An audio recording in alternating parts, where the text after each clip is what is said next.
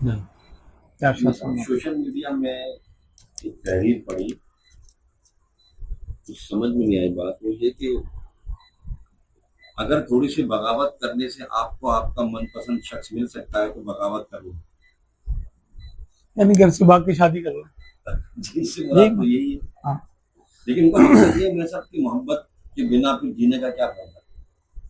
इसके बारे में इशारा है कि मोहब्बत के बिना तो फिर क्या जीना। हाँ, क्या है बात। इरशाद। मोहब्बत के बगैर जीने का क्या फायदा। तो अगर हम इसको हकीकत की निगाह से देखें तो वाकई मोहब्बत के बगैर जीने का फायदा नहीं। और मोहब्बत किसको कहते हैं? मोहब्बत बेगर्ज लगाव का नाम। किसी से उन्स आपको हो लेकिन उससे गर्ज ना हो।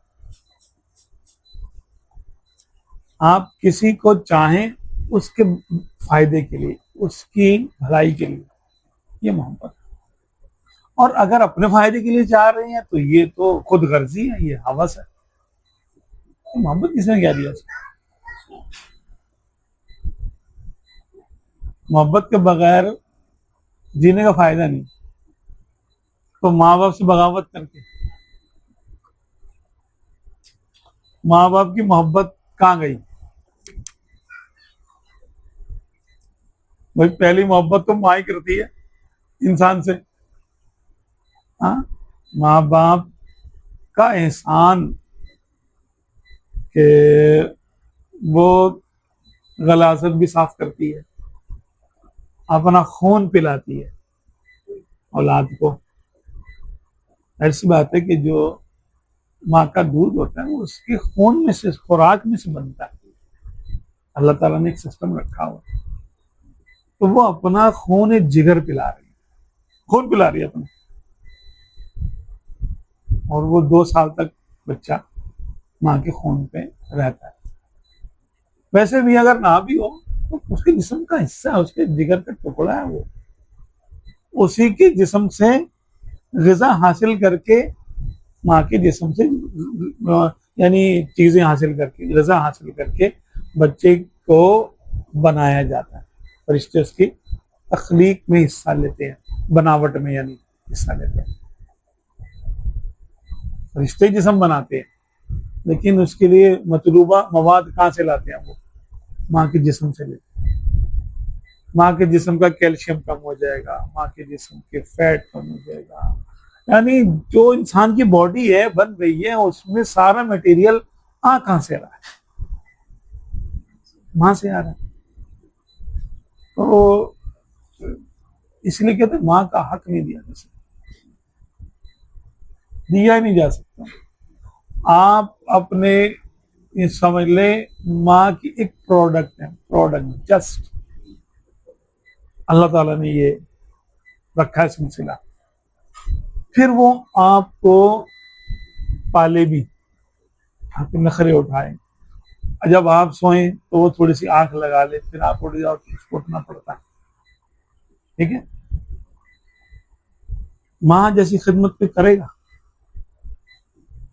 ठीक है, और माँ से ज्यादा इंसान किसी से बेवफाई नहीं कर सकता। जितनी बेवफाई लोग माँ से करते हैं उतनी किसी से नहीं करते। क्यों? कि माँ ही तो सबसे ज्यादा प्यार करती है इंसान को। तो माँ की मोहब्बत के बगैर जी लेगा? जिसने इंसान को बेगर्ज चाहा, उसको नहीं पता था कि बड़ा होके मेरे साथ क्या करेगी औलाद, कुछ मुझे बदला देगी कि नहीं देगी, बड़ी होगी कि बचपन में मर जाएगी, तो क्या पता। बस वो पाल रही है अपनी मोहब्बत से मजबूर होकर। कोई दबाव नहीं, कोई जबरदस्ती नहीं उस पर कि तुम उसको पालो। वो पाल रही है, मोहब्बत से पाल रही है। गर्मी सर्दी से बचा रही है, दरिंदों से, कीड़े मकोड़ों से बचा रही है, सारा कुछ कर रही है। तो ये मोहब्बत क्यों भूल गई आपको किसी चलते फिरते की मोहब्बत में आकर? चलते फिरते की मोहब्बत तो आपकी या तो शक्ल से है, सूरत से है, आपके पैसे से है, आपके इख्तिदार इख्तियार से है, आपके किसी भी वजह से है, कोई वजह है। और माँ की मोहब्बत इस वजह से है कि आप उसकी औलाद है, बस दैट्स इट, और कोई वजह नहीं। बच्चे अगर बदसूरत होते हैं तो माँ क्या करती है? फेंक देती है। अल्लाह ना करे माजूर होते, माँ पालती है। नाफरमान होते तब भी पालती है। बड़ों की बात नहीं मानते, माँ पे हाथ भी उठा देते। कभी बदनसीब लोग नाफरमानियां करते हैं, उसकी का दिल दुखाते हैं, उसको तंग करते हैं, उसको वो अहमियत नहीं देते जिसकी वो हकदार है। दुनिया में अगर कोई, हदीस पाक में आया कि आप सल्लल्लाहु अलैहि वसल्लम से पूछा गया, एक सहाबी ने पूछा, या रसूलुल्लाह, पूरी दुनिया में मुझ पर सबसे ज्यादा हक किसका है? फरमाया तेरी माँ का।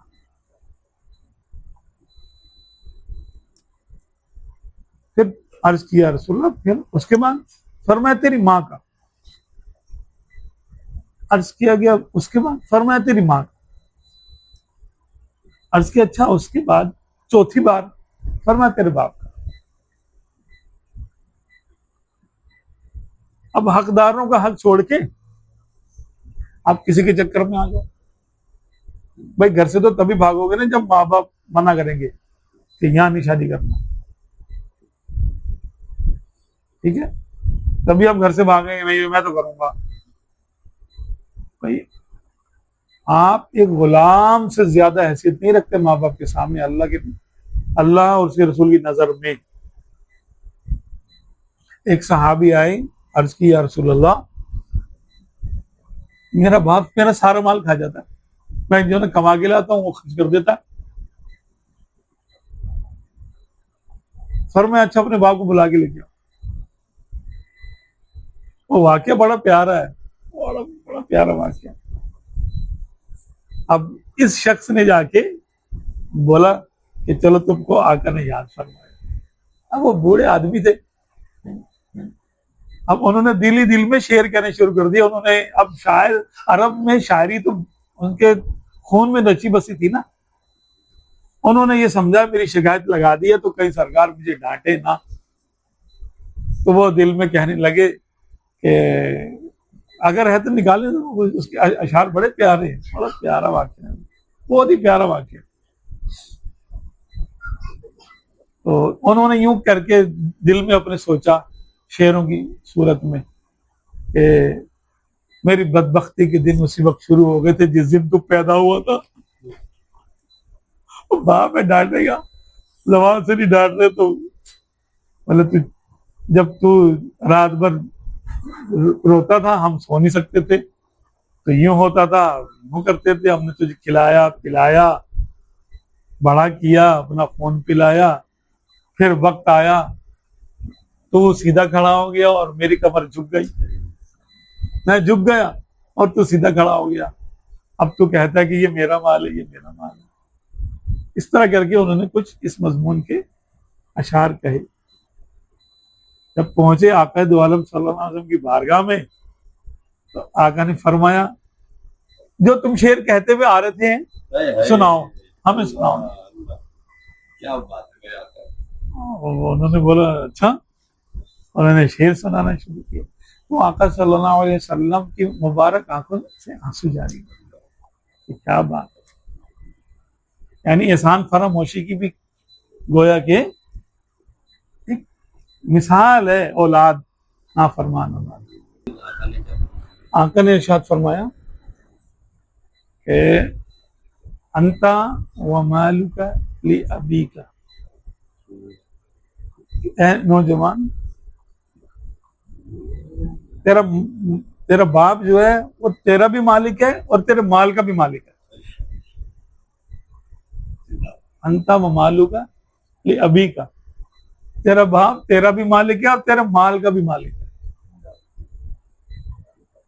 इस्लामी फिक्र में यह है कि अगर बाप बेटे को कत्ल कर तो कोई काजी कुछ नहीं कह सकता उसको, ना नहीं, किसास भी नहीं है और दियत भी नहीं है, कुछ नहीं है। हाँ, अगर उसने जुल्मन कत्ल किया, जानबूझ के तो मारेगा नहीं, लग गई मर गया, अगर उसने जुल्मन कत्ल किया तो कयामत के दिन हिसाब होगा। जो माँ बाप के हुकूक है वो दुनिया में है, ठीक है। आखिरत में अगर माँ बाप ने दुनिया में कोई जुल्म किया है तो आखिरत में औलाद को हक हासिल होगा कि वो माँ बाप के खिलाफ बात कर सकते हैं, लेकिन कयामत के दिन दुनिया में नहीं। दुनिया में आप गुलाम हैं और वो आपके मालिक है। उन्होंने पैदा किया आपको, माँ बाप ने हमें पैदा किया है, वो हमारे मालिक है। किसने उनको मिल्क अता कर दी? अल्लाह उसके रसूल ने मालिक बना दिया उनको कि तू जितना मर्जी कमा, ये तेरे बाप का है अखलाकन, ठीक है। मिल्क उसकी जारी होगी, वो सारे मामला करेगा, बेटा ही अपने जो कमाएगा, सारे मामला होंगे तो उस पर खरीदो फरोख्त करेगा और उसकी खरीदो फरोख्त नाफिज होगी, सब कुछ होगा। लेकिन अगर बाप उसके बगैर बताए उसकी मिल्क में से कुछ ले ले तो उस पर कोई आर नहीं है, कोई बार नहीं है, कोई उसको ये नहीं कहेगा ये तुमने क्या किया, बोला मेरा माल है, मेरे बेटे का तो मेरा है। दोस्त वो तो उर्फ में ये भी लेगा वो भी लेगा, और बाप अपने माल में से जितना चाहे मना कर दे औलाद को। जिगरी दोस्त तो मना नहीं करेगा, फिर जिगरी दोस्त नहीं रहेगा वरना मना कर दिया तो। हाँ हाँ, जिगरी दोस्त का मामला है बराबर बराबर, यहाँ बराबर नहीं है, ये आका और मालिक और एक गुलाम और दस्ते निगर का मामला है कि जो गुलाम है जो कमा रहा है उसके इस्तिफादा उसका बाप पूरी तरह कर सकता है। अब इस्लाम तो देखो ना, ये सबसे ज्यादा बेवफाई औलाद ही तो करती है, और कौन करता है। अच्छा, अब आप वो सवाल कि भाई अगर किसी को कोई पसंद आ गया तो उसकी खातिर वो माँ बाप को छोड़ जाए, भाग जाए घर से, नहीं। हाँ, माँ बाप को ये चाहिए कि वो शादी में बच्चों से पूछें, ठीक है। अगर वो कहते हैं कोई शरई कबाहत नहीं है तो भाई आप उसका निकाह उससे कर दें, ये वालिदैन को भी यही हुक्म है कि करो। लेकिन औलाद को यह हक नहीं है कि वो माँ बाप के बदनामी का बायस बने। जिस जगह उर्फ में ऐसा होता है, जहां होता है कि चलो बाप अपने मतलब ऐसा हम मुआशरे में रह रहे हैं जहां सब लोग अपनी अपनी शादी कर लेते हैं, उसकी बात अलग है। हमारे पाकिस्तानी मुआशरे में तो ऐसा नहीं है कि माँ बाप से पूछे बगैर या उनको मना कर रहे हैं और वो हम कर लें, या घर से ही भाग जाए। चलो, लड़के का घर से चला जाना इतना मायूब नहीं है हमारे मुआशरे में, कि चला जाता भाई तू कहीं और जाके अपना रह रहा है, फ्लैट ले लिया, कुछ ले लिया, ठीक है, वो कर रहा है भाई, बदनामी का बायस नहीं। चलो, उनमें दिल दुखेगा थोड़ा बहुत माँ बाप का कि हमारे साथ ही रहता तो क्या था, अब अपना इसने कर लिया, ठीक है। लेकिन लड़की का घर से चला जाना माँ बाप की परमिशन के बगैर, ये जिल्लत का बायस होता है माँ बाप के लिए, बहनों के लिए, भाइयों के लिए। ये नहीं सर, ये किसी ने बहुत गलत पैगाम दिया।